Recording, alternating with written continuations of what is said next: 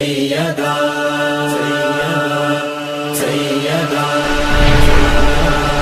سیدہ یا السلام علیکم ورحمۃ اللہ وبرکاتہ۔ خیر مقدم ہے آپ کا فدا نامے میں تذکرۃ الصالحات کا سیریز میں ہم ذکر خیر کر رہے ہیں حضرت فقیہ بنت یسار رضی اللہ عنہا کا۔ آپ نہایت قدیم الاسلام صحابیات میں سے ہیں۔ تمام اہل سیر اس بات پر متفق ہیں کہ انہوں نے اعلان نبوت کی ابتدائی 3 سالوں میں اسلام قبول کیا۔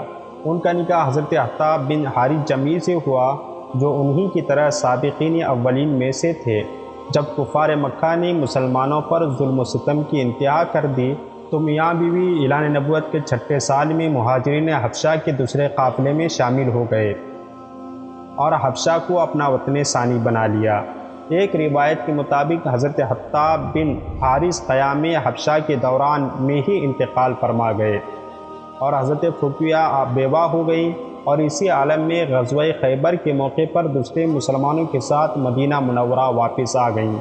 ایک کی روایت کے مطابق یہ بھی ہے کہ حضرت حطاب اپنی اہلیہ کے ہمراہ بخیر و عافیت مدینہ منورہ واپس تشریف لائے اور حضرت عمر فاروق کے عہد خلافت میں وفات پائی۔ بعض روایتوں میں ان کا نام خطاب بن حارث بھی آیا ہے۔ حضرت فقیہ کے اس سے زیادہ حالات ہمیں معلوم نہ ہو سکے۔ انشاءاللہ ملتے ہیں اگلی ویڈیو میں۔ السلام علیکم۔